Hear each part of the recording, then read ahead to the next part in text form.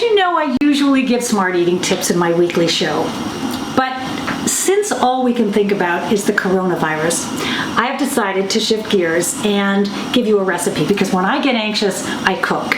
And this week, I found a terrific recipe at NewYorkTimes.com for a white bean roasted tomato stew. And I'm going to share that with you today. Now, I realize that some foods are hard to come by, the canned goods, but if you've been practicing smart eating, you probably have some cans of beans on your pantry shelf. I used cannellini beans and butter beans because I didn't have two of the same kind. Now, I could have cooked these beans from scratch. I did not.